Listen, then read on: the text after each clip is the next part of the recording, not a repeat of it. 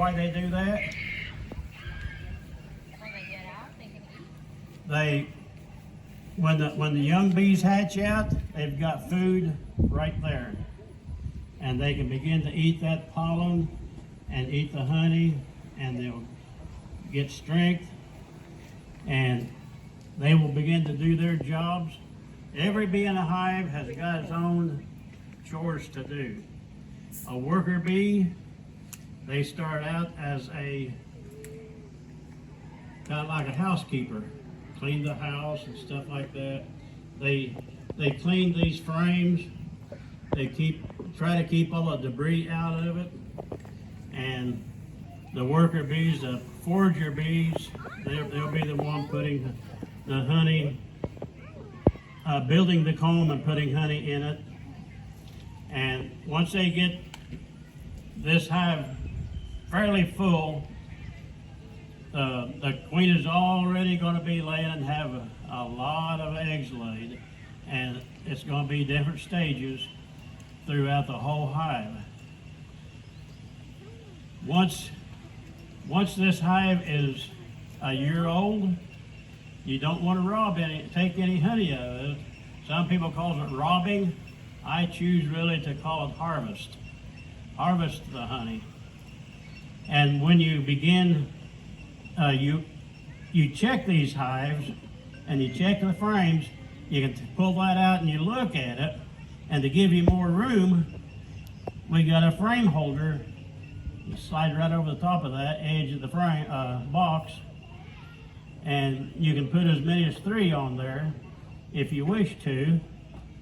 And that gives you room to move these around and inspect them, to look at them, to see how everything's going. If it looks good, that's great. If it don't, you want to try to find out what the problem is and correct that problem. And you finish your inspections and you get ready to put a super on it the second year. You may have to do it the first year if they're a really good bunch of bees. But when you begin to you want to get honey off of it, this is a queen excluder. 1/4-inch spaces between each one of those. A worker bee can get through a 1/4 inch. A queen bee cannot. So you put this on here to keep the queen bee down here. The worker bees can come up through the top, and they can begin to fill out a super, which is a smaller, in most cases, box than your brood chamber. These are 6 5/8. They are a smaller frame. This one's got wax already beginning to be pulled out. It's actually found honeycomb. It's not wax until you melt it down. But they will take it and put honey in it. Then again, you can use your frame holder, put that on. You can check your bees, check your production, see how it's going. When this section gets full of honey, guess what? It's all capped over, nice and pretty. You can come in here, you can take this off, get all the bees off of it, take it in your work area, and begin to harvest about 25 to 30 pounds of honey. And that's what we like. Honeybees actually makes more honey than they need to go through a winter. And by doing so, the beekeeper has the opportunity to go in and take a portion of their honey. And people don't realize that honeybees is a vital importance to everything that humans do. They make the honey. What do they do to make the honey? They go out and visit flowers white Dutch clover, I don't see any right here. They've just mowed the yard, so. Oh, here's some. This is white Dutch clover, and bees love it. Clover honey. Everybody heard of clover honey? It's good stuff. So they like that. Not only that, all other kind of wildflowers that there is blooming. Trees, they get nectar from trees. A broken limb on that big poplar tree over there, they find the sap that's coming out of that broken limb, and they use that for, actually, it's got sugar in it, sugar content. So they harvest that, they bring it in, and they put it into these little cells, and they make honey out of it. So that's quite a bit of work for the bee. What is it, 5,000? 5,000. How many bees does a bee, how many flowers does a bee have to have? A million, something like, they have to visit a million, something like a million flowers. 500 or 600 bees has to do that in order to get 1 pound of honey. It's a bunch of it. Now, anybody that wants, I'm kind of jumping around, but we've got a little thing here for the boys and girls. There's some reading on it. This is what is pollination. Does anybody know what pollination is? Pollination.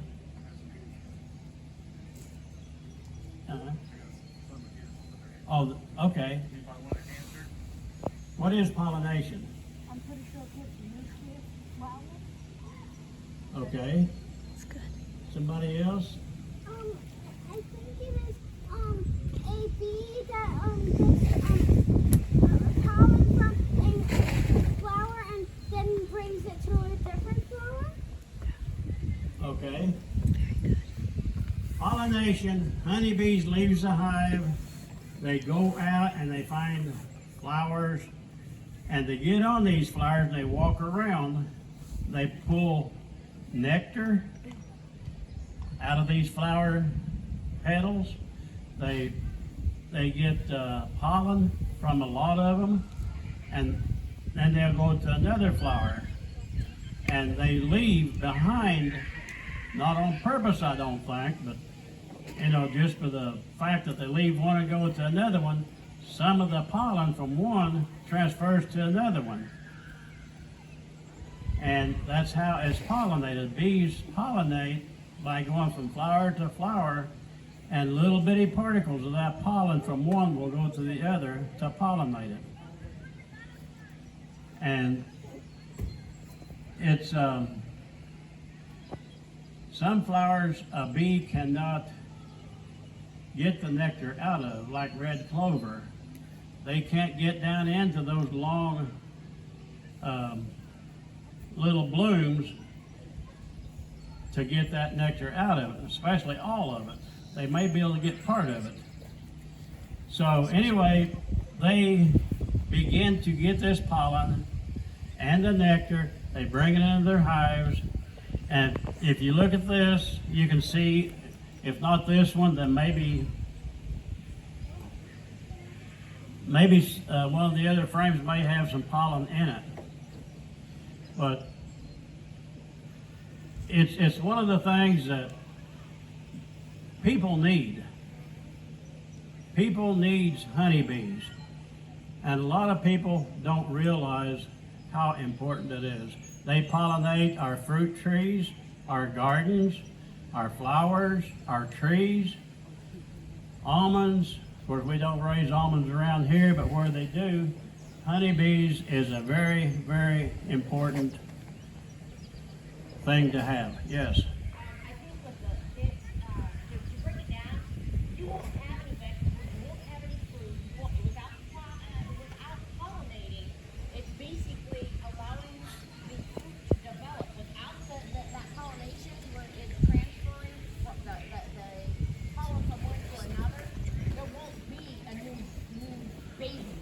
Right, or right. any fruit that's Has anybody ever watched the Bee movie?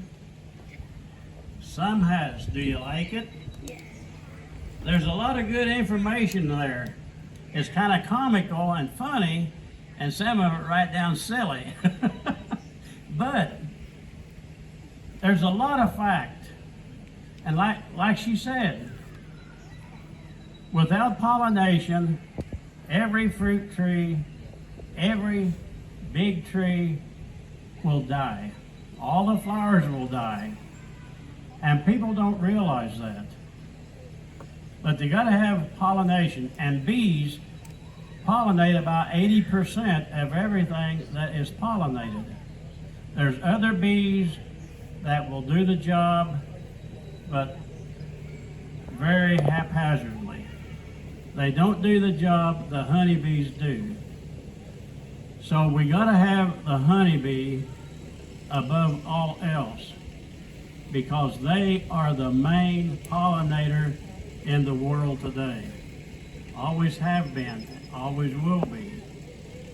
When the bees are extinct, everything else is going to be extinct. And the American people won't have the food that they have today because of it. So we need to be careful of our honeybees. Just one more thing. If people, yeah, they probably already do, but you could probably alongside your house, if you're near a field or a major roadway, just put no spray. Don't, everybody put a sign saying please don't spray or whatever, and then that way we're not losing a lot of the bees that are around and butterflies and stuff. Because Yes. the county will come along and spray everything. Right. Do the bees actively attempt to sting people? Say it again. Do bees actively attempt to sting people? Because a lot of people are afraid of being stung. What are the things that go along with that? Well, bees, if they're out foraging, will not sting you. They will not harm you unless you do something to provoke them. Swatting at them?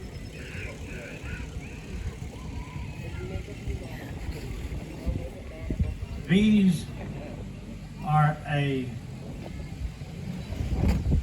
individual thing that if you leave them alone, they're going to leave you alone. As a general rule, when they're out in a field foraging, they don't want to harm anybody. They're out doing their job. They want to get nectar and pollen and bring it back to their hive, and that's all they want.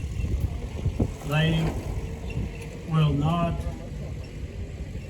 bother you on that scope. Now, if you get near their hive and you go to agitating them, they're there to protect their hive, and they will sting. It don't really hurt. It itches a little bit. Well, you gotta get used to it, I guess. But yes. Yeah, I'm just saying. Think of the hive as your mom and dad protecting their home. That's what the bees are doing with their hive. They're just protecting their home. Yes. They protect your home, their home. And this is their home right here. This is a queen castle with all her workers. And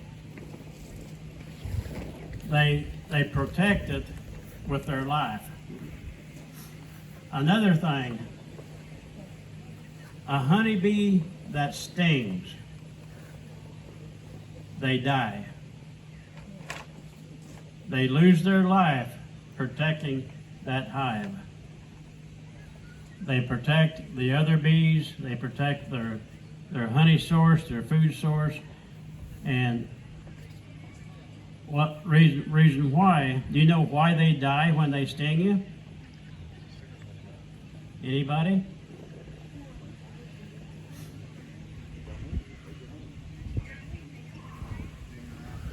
Yes. When they sting, their stinger has got a little barb on it, like a fish hook. Fish hook's got a little barb on the end of the hook.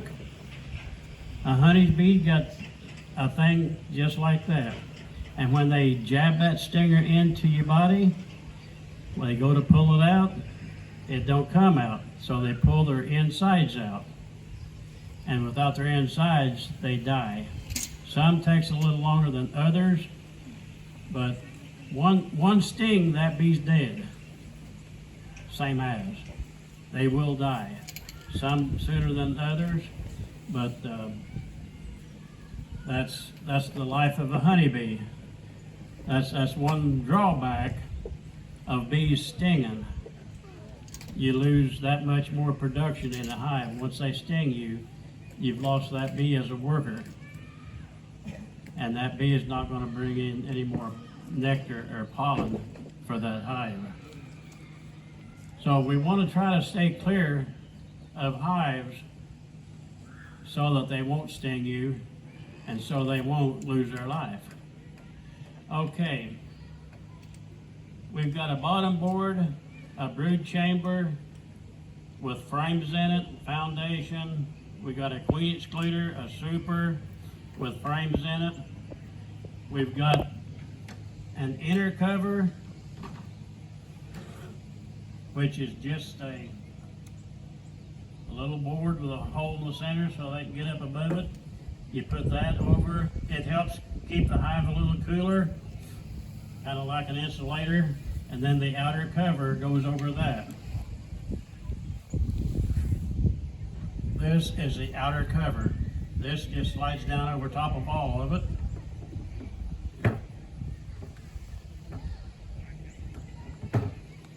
Just like that.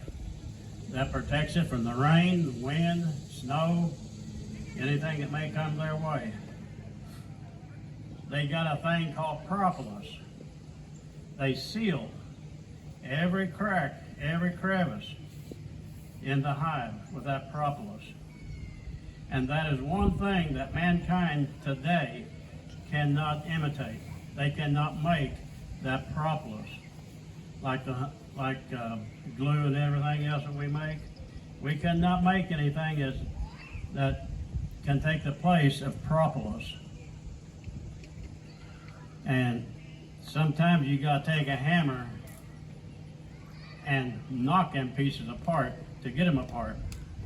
We got a hive tool which we use to put in between the queen excluder and the super.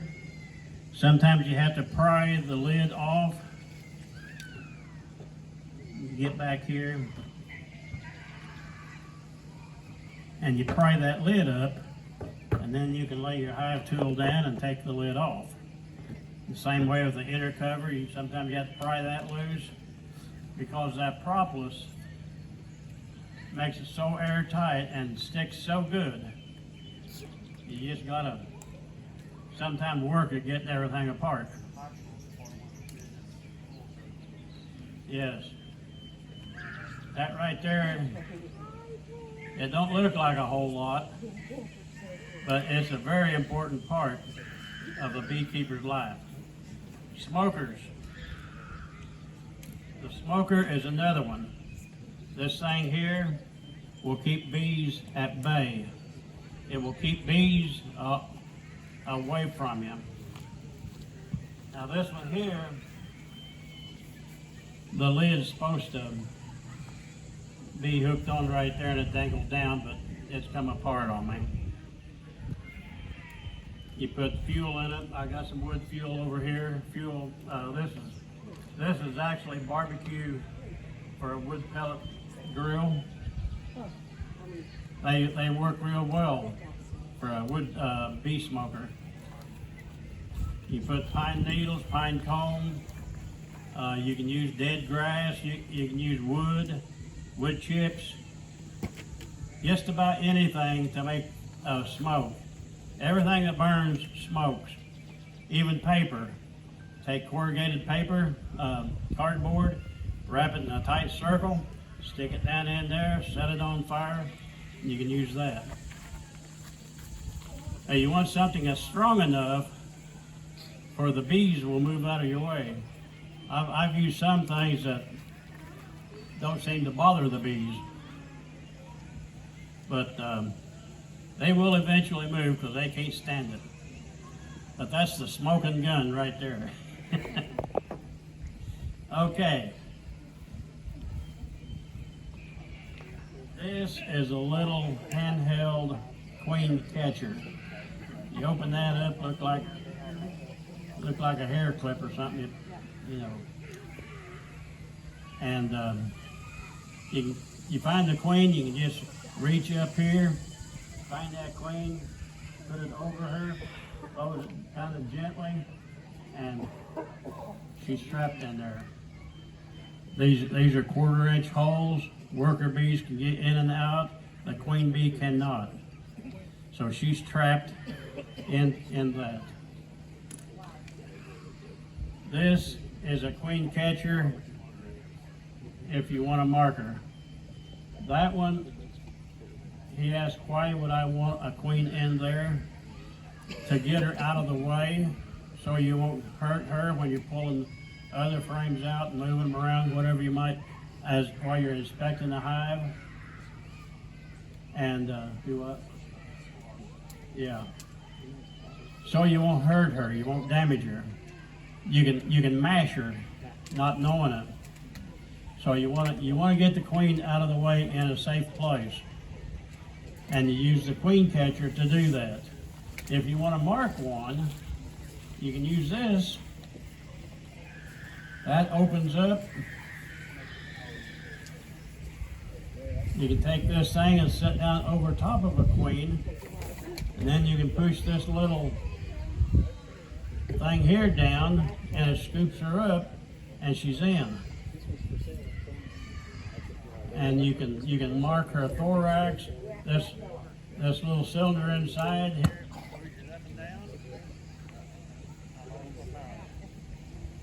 And anyway, you push this up, down, up to get the queen in here, and it'll only go up so far.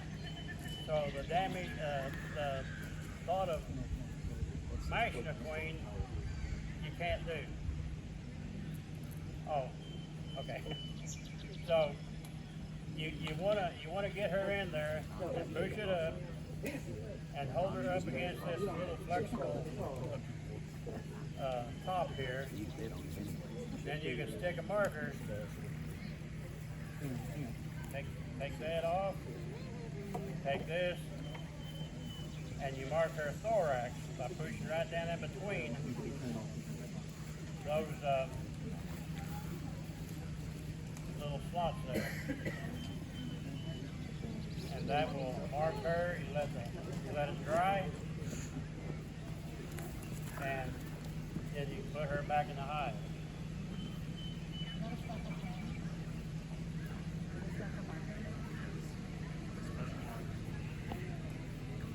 This is a special marker. It's a fast drying. It's something like a permanent marker, but they got different colors for different years. This is green for this year. Last year was what? Red. And that way you can tell what year you marked that queen.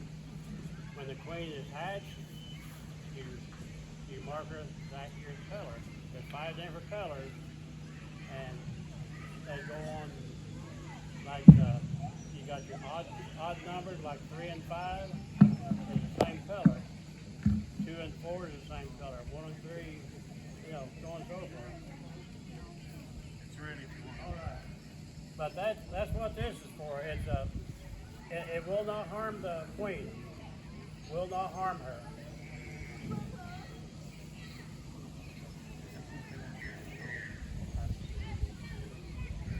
Now we've got some small pieces of honeycomb up here. Yes. How long does the queen live? Or how long is the queen viable? A queen begins to lose its ability to lay at about 3 to 4 years. once she begins to lose her ability, Get that, just kind of pass it around. it keeps decreasing. And she may be laying, but she needs to be laying at least 1,000 eggs a day in order to maintain that colony. How long does a worker bee live in the summertime? 3 weeks? 5 to 6 days. That's it. They work themselves to death. They will live in the wintertime. Their life is extended, but they literally work themselves to death in just a very short time. You got housekeepers. They may live a little longer. They, like I said in the beginning, they all got different duties to do.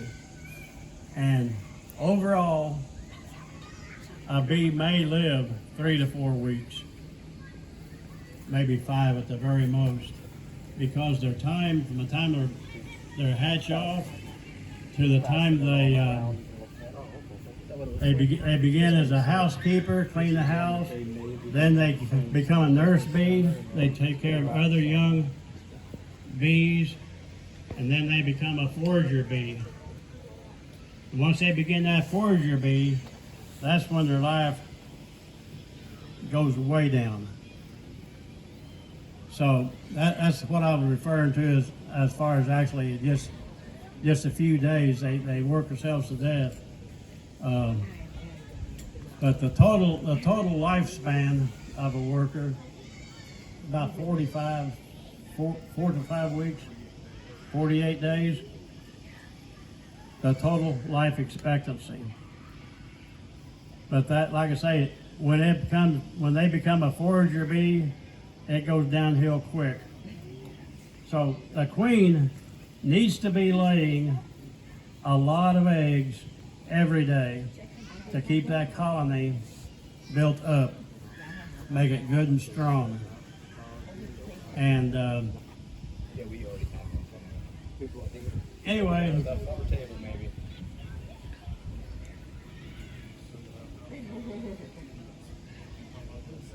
okay, we got a little, not a mannequin by no means, but it shows a bee jacket with a veil and gloves that beekeepers wear to protect themselves. We need protection when we get into a hive. Now, I think sometimes I can get in there without it, and I usually get stung. And a bee, where does a bee usually try to sting a person at? Do you have any idea? In the face. They will head for your face every time. That's the first place they go. You pop the lid on that hive and whoop, right up into your face. And if they can't get your face, then you start for your hands and your feet and anywhere else they can find a little spot to get on you. And they will definitely do it. But it's a real good, I like messing with bees. Yes. So what you're saying is wearing that suit, not only are you protecting yourself, but you're protecting them because they're not giving up their life, because they're not actually stinging you. So you're actually protecting them Right. at the same time. Now, if the bees are a little on the aggressive side, they will sting that. Or your pants. If you're wearing a full body suit, they'll try stinging through it. And they can sting through your pants. But if you're wearing a full body suit, sometimes they can sting through that. But usually that's a better made jacket there than the one I have, the one I wear. It's just one layer thick, just like this shirt. And they can go through 2 layers pretty easy. So you want to kind of be careful with what you buy whenever you get ready to do something like that. But if you want, anybody want to come up and look at this, any of it, you can come on up. If anybody wants to see queen eggs, we have some in here. She just laid them the other day and I pulled it out so everybody can see what an egg looks like. They're kind of hard to see.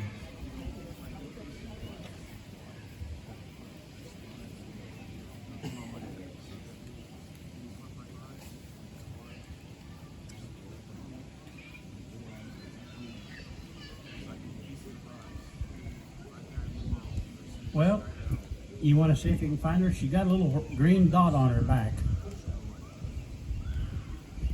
She's in there. I've seen her 3 or 4 times. Oh, there are not very many here. An average hive will have approximately 30,000 bees in it. And they can go all the way up to like 80 and 90,000, depending on how big the hive is. So there's a lot of bees in a beehive. And if you get them bees mad at you and half of them comes at you, you're gonna be in trouble. So you don't want to make honeybees mad at you. They will sting you. They do hurt, but it don't hurt long. Some people says it does, but they actually don't last long. I mean, it'll swell up. I get stung on the face, especially around the eyes. My eye will almost swell shut. If I get stung in between the eyes, they both almost swell shut. If I get stung on the hands, it don't bother me. If I get stung on the arms, it don't bother me. It'll hurt for a second, and it's over. I don't swell or nothing. But if I get stung on the face, I swell. This is a brush. You don't want to brush your hair with it. It don't work. It's too flimsy. This is to gently brush bees off of a comb, off of the honeycomb. You just gently brush the bees off. It will not hurt the bee. And you can look at the honeycomb and see what is actually there. If you want to look for eggs, you brush the bees off of the comb. You can look for the egg, small larvae, stuff like that. These are just pieces of the old comb that has been collected. You can kind of feel it was easy to mash. And it's very, very easily damaged, if you want to call it that. Once it gets mashed, you can't do much more with it. Would you like to buy a raffle ticket to any? Has anybody got any questions?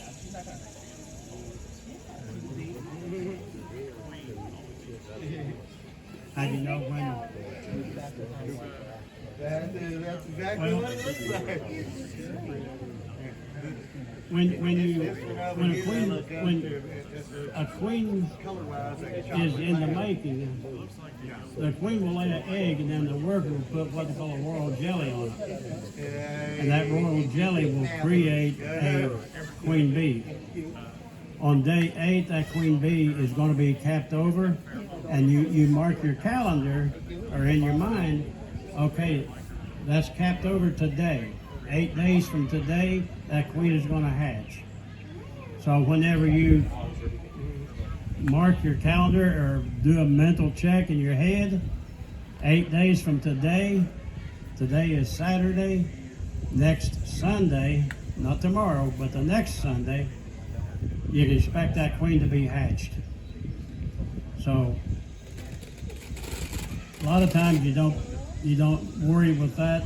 If she gets hatched, egg gets hatched over or capped over, she's gonna hatch. And you just take it for granted. You go back in after 8 days and you look, that queen cell, the end of it is opened up, the queen is no longer in there, then you can look for her and find her on a comb frame somewhere in the hive. So, yeah, it's an exciting thing. Anybody want any of these little papers up here that's been flying around? You're welcome to have them. Take them home. They got a lot of good information on them. And on the back, they've got little puzzles and quizzes and things the little children can work on.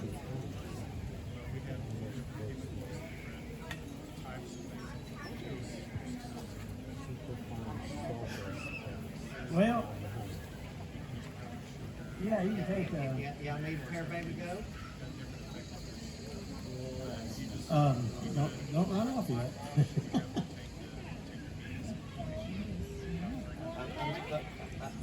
Your question was, oh, okay. The queen bee dies within 7 hours. Every bee in there knows they do not have a queen.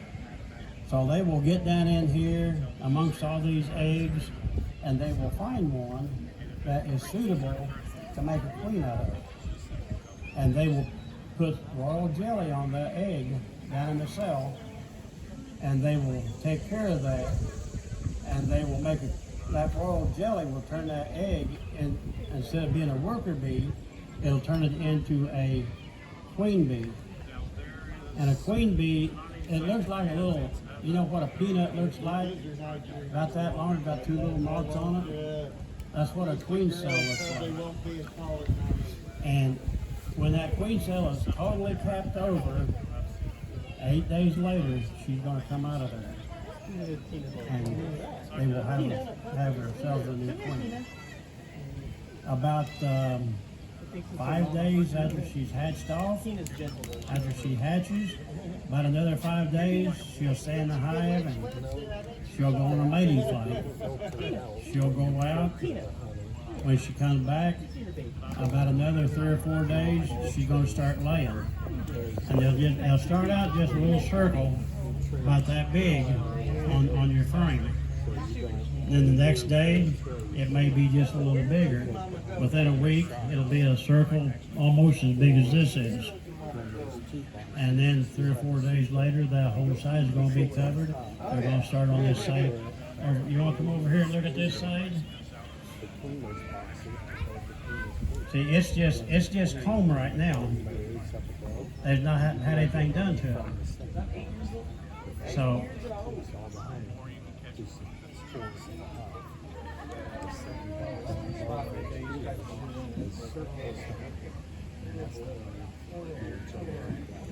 well, they can come and go. See, these down here, you can't hardly see it. You're almost too short. They can cross over from the other side to here, and from here back to the other side. What kind of puppies did? And those bees, once they've got this side over here full of wax, and they fill it up with eggs, then the queen will move over here and start laying over here too. Yeah, she can get under there. Right now, she's happy where she's at.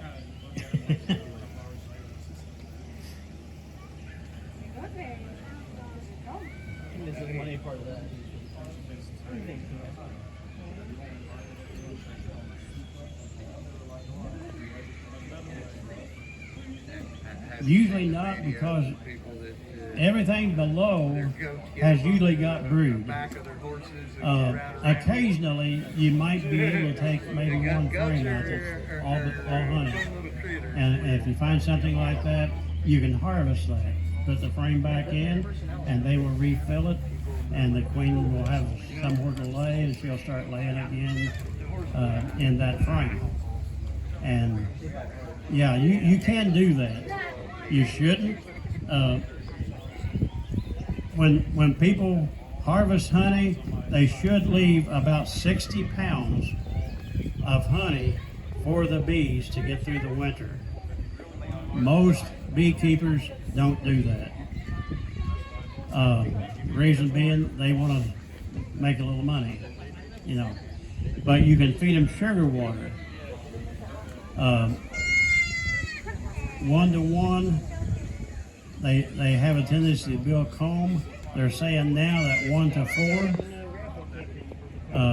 1 part sugar, 4 parts water, and it will prompt them to pull comb, to make comb. If you want them to make honey out of sugar water, you want 4 parts sugar, 1 part water. That makes a real thick, heavy syrup. And they eat that, and they take it and they mix it with nectar that they're bringing in, combine it together, and you can't hardly, a person that don't know can't hardly tell the difference between real honey and sugar honey. But there is a difference. So you can do that and get the bees through winter that way. If you don't get enough, if they don't get enough stores for the winter, then you can make a candy board, which is out of sugar. And you just put enough water in your sugar to get it wet. Then you pack it down real good, and you put it where your inner cover is now. You'll move that off and put your candy board right there, and then you put the inner cover back on top of that. Yeah. Out of the super. You can have a double deep like that bottom board, bottom one. That's a deep hive body. You can use it for a super. In fact, I've got 2 that way today. And that medium super will hold about 25 to 30 pounds of honey. The bottom deep, if you have it full of honey, you got about 80 to 90 pounds. Big difference. But you got a lot, one frame will weigh about 10 pounds full of honey in the deep box. The middle box, it only weighs probably 4 to 5 pounds. So there's a difference there. I mean, the reward is greater if you have the deep hive body, turn it into a super, but it takes them longer, and where you could harvest the medium super and have you a second super and put that second super on while you harvest the first one and get the same result. So